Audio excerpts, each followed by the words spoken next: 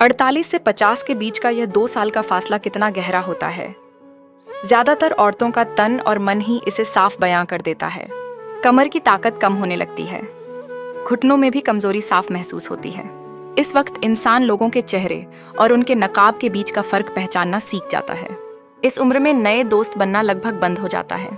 हंसते चेहरे के पीछे छिपा दर्द आंखों में थकी हुई उदासी बनकर उभर आता है। हजारों की भीड़ में भी अकेलापन घर कर जाता है। ज्यादातर औरतों के साथ 12 साल की उम्र से जो मासिक साथी जुड़ता है वो भी इस उम्र में विदाई की ओर बढ़ने लगता है, और जब जाता है तो जैसे जीवन को अस्त व्यस्त करके चला जाता है। मन की दुनिया में एक अजीब सी हलचल शुरू हो जाती है। जिंदगी भर के जमे हुए सारे गले शिकवे जैसे बाढ़ बनकर बह निकलते हैं। दिल की हर गांठ अलग अलग इशारे देने लगती है। कभी कभी गहरी असुरक्षा की भावना में डूब जाता है मन। हर समय लगता है कि अब कोई प्यार नहीं करता, कोई समझता नहीं। एक अजीब सा मानसिक संघर्ष। कभी कभी रोज की जिंदगी से भाग जाने का मन करता है। सुबह से शुरू होकर वही एक जैसी घरेलू जिम्मेदारियां थका देती हैं। हर काम की छुट्टी हो सकती है, लेकिन जिस दिन कोई औरत गृहस्थी में पूरी तरह उतर जाती है उसके लिए कोई छुट्टी नहीं होती। उसके लिए भागने का कोई रास्ता नहीं होता। कई बार शरीर भी साथ नहीं देता। लगता है सब कुछ छोड़कर कहीं अकेले कुछ दिन के लिए छुट्टी पर चली जाऊं।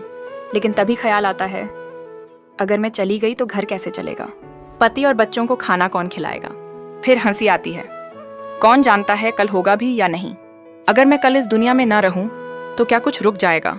क्या किसी की जिंदगी एक पल के लिए भी ठहर जाएगी? नहीं, सब कुछ उसी रफ्तार से चलता रहेगा। इस दुनिया में कोई भी अनिवार्य नहीं है, किसी की जिंदगी में कोई भी अनिवार्य नहीं है। फिर भी हम एक कल्पना में जीते हैं कि इस घर में सबसे ज्यादा जरूरी मैं ही हूँ। यही सोच हमें बांधे रखती है। यही सोच हमें बिना एक दिन की छुट्टी लिए हर रोज आगे बढ़ने की ताकत देती है। अब समझ में आता है कि हमारी माँओं की यही सोच ही थी जिसने एक पूरे परिवार को अंतिम दिन तक बांधे रखा। अपार मेहनत और थकान ने उन्हें कभी नहीं रोका, क्योंकि उन्हें यकीन था कि किसी दिन ये जिम्मेदारी हमें सौंपकर वो आजाद हो सकेंगी। लेकिन हम एक ऐसे समय में जन्मे हैं जहां न तो माँओं के दिखाए रास्ते पर पूरी तरह चल पा रहे हैं और न ही वही जिम्मेदारी अगली पीढ़ी को सौंप पा रहे हैं। हमने अपनी माँओं का दर्द समझा है, लेकिन औरतों की आज़ादी भी महसूस की है। आज की माँ शायद ही चाहेंगी कि उनकी बेटियां वही जिंदगी जिएं जो उन्होंने जी।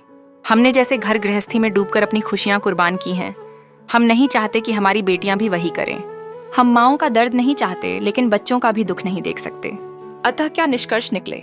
बस यही कि इस गृहस्थी की चक्की में फंसे उस चूहे की तरह तड़पते रहो जब तक कि अंत में चिता पर न पहुंच जाओ।